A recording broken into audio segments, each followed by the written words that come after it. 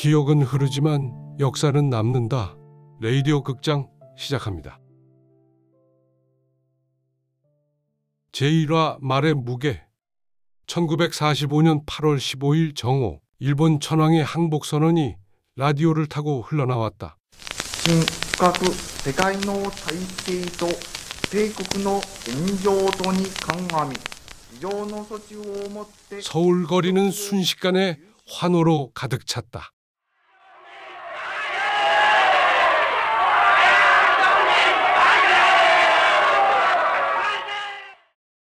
(35년) 긴 어둠이 끝났다. 사람들은 거리로 쏟아져 나와 태극기를 흔들었고 만세를 불렀다. 해방. 그 단어는 모든 것을 바꿀 수 있을 것만 같았다. 기쁨은 오래가지 못했다. 미군은 남쪽으로, 소련군은 북쪽으로 들어왔다. 38선.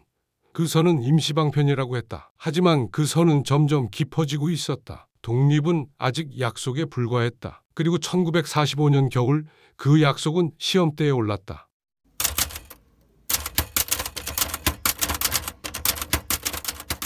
(1945년 12월 28일) 모스크바 3국 외상회의에서 날아온 전문 한 통이 조선 전역을 뒤흔들었다. 조선에 대한 5년간의 신탁 통치를 결정함. 단 한 문장. 하지만 그 문장은 해방된 나라를 다시 한번 갈라놓기에 충분했다. 주성님! 급전입니다. 기성이 그렇게 급하게 뛰면 넘어지네. 숨부터 고르게. 죄송합니다. 하지만 모스크바에서 막 도착한 전무입니다. 지금 당장 보셔야 합니다. 그래, 읽어오게나. 1945년 12월 27일 모스크바에서 열린 미국, 영국, 소련 3국 외상회의는 다음과 같이 결정하였음. 조선의 임시민주정부를 수립하되 이를 위한 준비기간으로 최고 5년간 미소 영중 4국의 신탁 통치를 실시한다.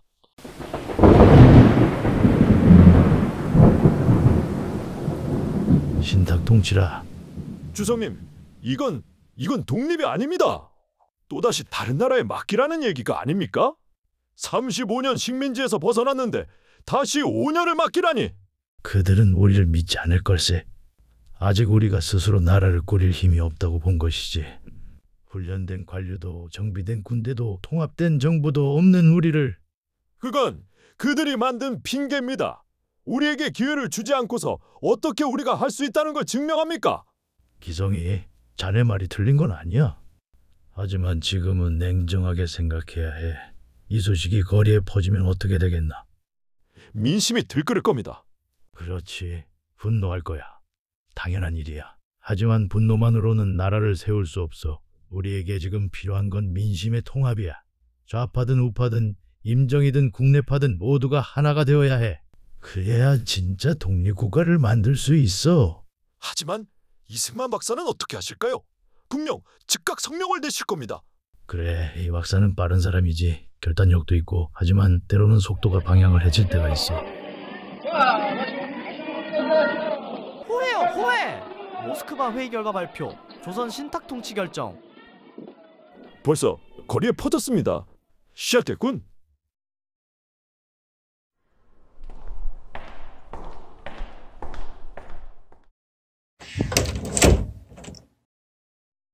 박사님, 모스크바 회의 결과가 들어왔습니다. 오, 지호. 반내 신탁 통치 5년. 각 언론사에서 논평 요청이 쏟아지고 있습니다. 어떻게 하시겠습니까? 지금 당장 성명서를 준비하게. 첫 문장은 이렇게 시작해. 대한민국 국민은 신탁 통치를 절대 받아들일 수 없다. 박사님, 미군 연락관이 찾아왔습니다. 들어오시게 해. 박사님, 저희가 입수한 정보로는 아직 정확한 회의록이 공개되지 않았습니다. 섣부른 발표는 오히려... 확인? 연락관, 자네는 조선 사람이 아니니까 모를 거야. 우리는 35년을 기다렸네. 매일 독립을 꿈꾸며 견뎠어. 그런데 지금 또다시 5년을 맞게 하고 그건 독립이 아니야. 또 다른 식민지일 뿐이야. 하지만 김구 선생께서는 아직 공식 입장을 밝히지 않으셨습니다. 두 분의 의견이 갈린다면 백범은 신중한 사람이지. 존경할 만한 분이야. 하지만 지금은 신중할 때가 아니야. 민심은 이미 끓고 있어. 누군가는 그 민심의 앞에 서야 해. 그게 지도자의 책임이야. 박사님, 그렇다면 라디오 연설을 준비하시겠습니까? 그래, 오늘 밤 9시 전국에 방송하게 모든 조선 사람이 들어야 해. 알겠습니다. 하지만 신중하시길 바랍니다. 연락관, 자네 나라는 영국으로부터 독립을 쟁취했지. 기다려서 얻은 게 아니야. 우리도 마찬가지야. 독립은 주어지는 게 아니라 쟁취하는 거야.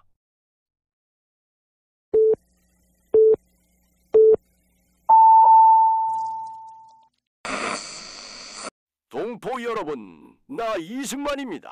오늘 모스크바에서 전해진 소식을 여러분도 들으셨을 것입니다. 신탁 통치, 그들은 우리에게 또다시 5년을 기다리라고 합니다. 하지만 우리는 더 이상 기다릴 수 없습니다.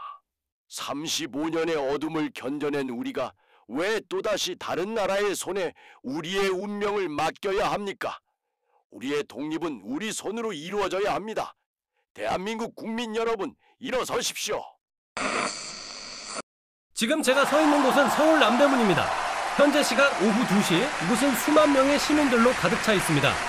어젯밤 이승만 박사의 라디오 연설 이후 서울 전역에서 반탁 시위가 벌어지고 있습니다. 시위대는 태극기를 흔들며 광화문을 향해 행진하고 있습니다. 학생들, 노동자들, 심지어 어린아이를 업은 어머니들까지 모든 세대가 거리로 나왔습니다. 해방됐다더니 이게 뭐야? 또 맡긴다고? 우리가 뭐 어린애야? 이승만 박사 말이 맞아. 지금 당장 반대해야지. 가만히 있으면 또 당하는 거야. 그런데 김구 선생님은 왜 아무 말씀이 없으신 거예요? 임시정부 주석이시잖아요. 글쎄, 너무 신중하신 거 아니야? 지금은 행동할 땐데. 두 분 다 애국자시지만 지금은 이승만 박사 말씀이 맞는 것 같아요. 동포 여러분, 우리는 35년을 참았습니다. 더 이상 참을 수 없습니다. 우리의 목소리를 전 세계에 들려줍시다. 대한 독립 만세! 만세!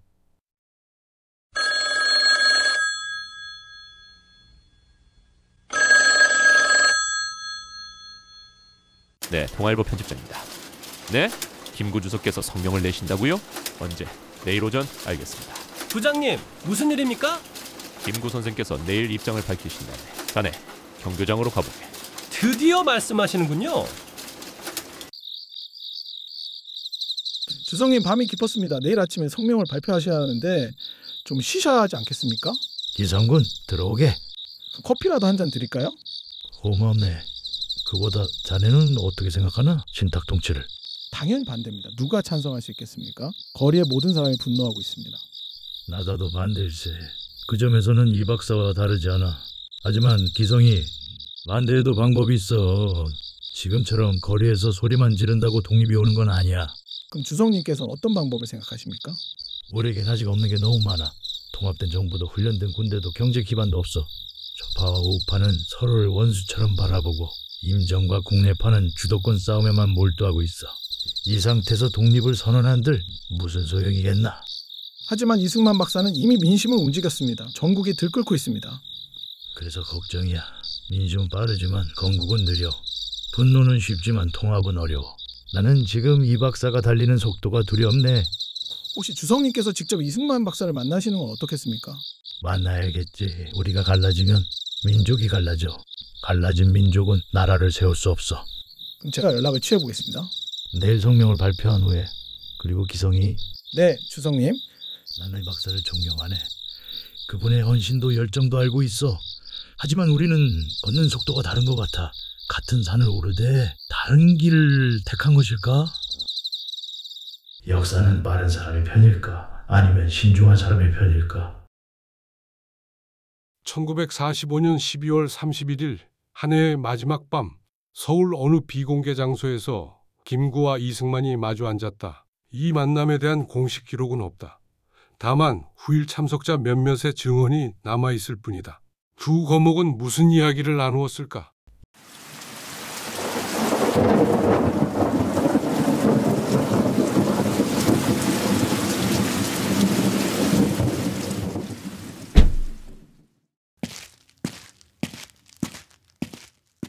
이 박사 바쁘실 텐데 와주셔서 고맙소. 백범 선생, 급히 만나자 하시니 마다할 수 없었습니다. 차라도 한잔 하시지요. 밤이 길 것 같소. 고맙습니다. 신탁 통치 문제 때문에 모신 거요. 자네도 알다시피 지금 거리가 들끓고 있어. 당연한 일 아니겠습니까?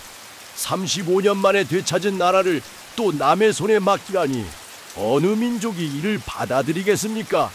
나도 반대요. 그 점에서는 자네와 같소. 신탁 통치는 우리 민족의 자존심에 대한 모욕이요.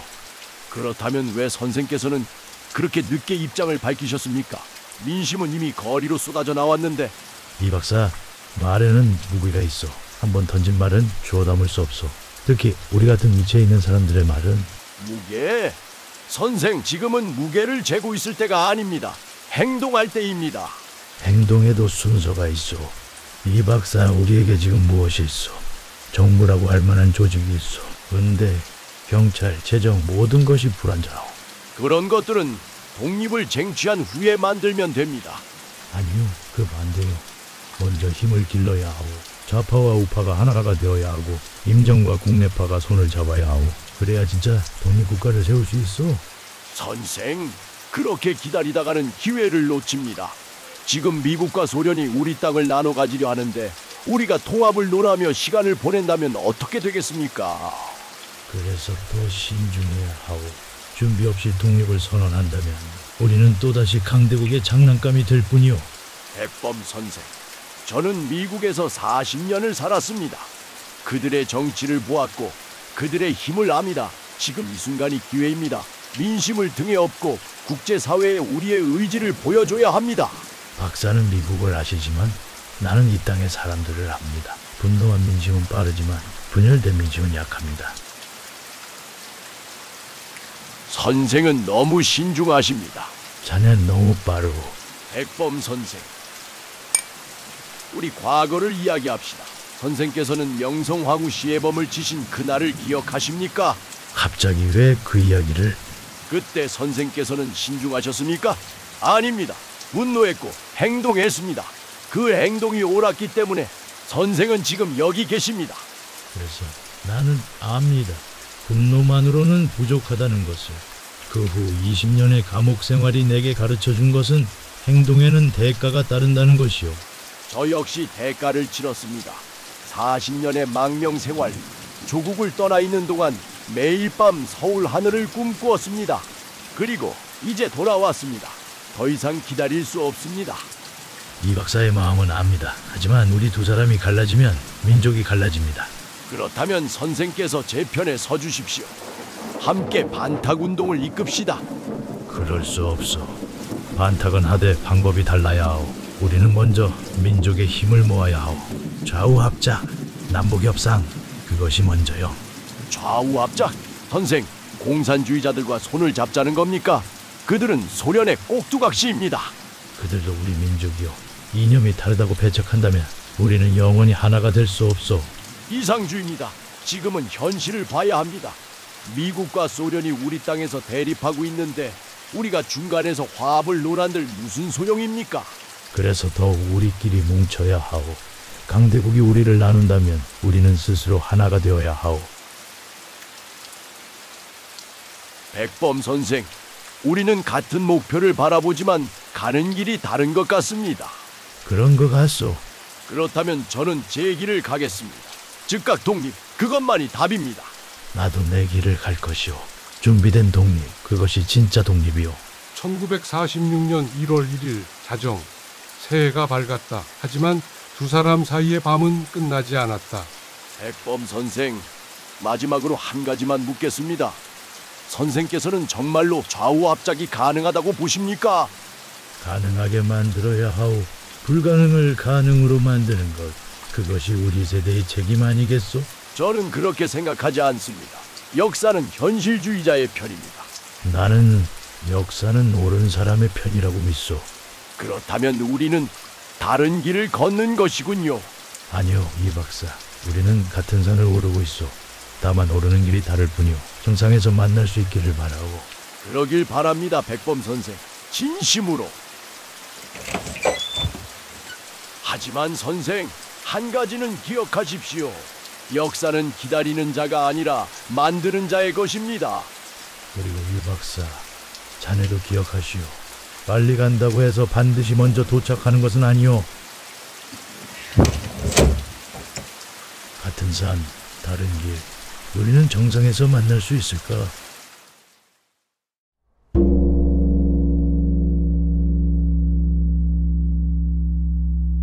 (1946년 1월 1일) 새벽, 새해가 밝았다. 하지만 희망보다는 불안이 짙게 드리워진 아침이었다. 경교장에서 김구는 새해 첫날을 맞아 성명서를 다듬고 있었다. 민족의 통합이 먼저다. 좌우가 합작하고 남북이 협상해야 한다. 그의 펜은 느렸지만 무게가 있었다. 도남장에서 이승만은 이미 움직이고 있었다. 독립촉성중앙협의회를 조직하고 전국적인 반탁운동을 지휘했다. 즉각 독립, 절대 반대. 그의 목소리는 빨랐고 힘이 있었다. 거리는 이승만의 구호로 가득 찼다. 학생들은 수업을 거부했고 노동자들은 공장을 멈췄다. 반탁이라는 두 글자가 나라 전체를 뒤덮었다. 하지만 그 열기 속에서 민족은 조용히 갈라지고 있었다. 민족의 힘을 먼저 모으자. 통합된 힘만이 진짜 독립을 가져온다. 지금 당장 독립을 쟁취하자. 기다림은 또 다른 예속이다. 1946년, 1947년, 1948년 시간은 흘렀다. 김구는 좌우 합작과 남북 협상을 추진했고 이승만은 단독 정부 수립을 밀어붙였다. 두 사람의 길은 점점 멀어졌고 민족도 그를 따라 갈라졌다. 1948년 8월 15일 대한민국 정부가 수립되었다. 이승만이 초대 대통령이 되었다. 그는 웃고 있었지만 그 웃음 뒤에는 분단이 있었다. 김구는 참석하지 않았다. 그는 통일된 조국을 끝까지 꿈꾸었다.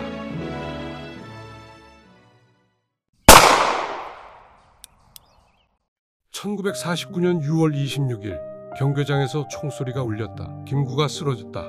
그는 끝내 통일된 조국을 보지 못했다. 그의 마지막 말은 이러했다고 전해진다. 나는 통일된 조국에서 살고 싶었다. 신탁 통치하는 결국 실현되지 않았다. 하지만 그 논쟁은 남았다. 1945년 겨울 두 거목이 나눈 대화는 기록되지 않았지만 그들의 선택은 역사가 되었다. 언제가 적절한 때였을까? 누가 옳았을까? 역사는 여전히 묻고 있다.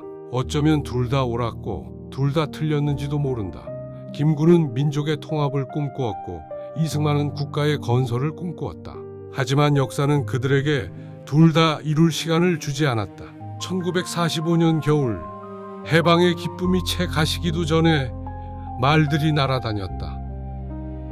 신탁 통치, 즉각 독립, 좌우 합작, 단독 정부. 말들은 가벼웠지만 그 말들이 만든 길은 무거웠다.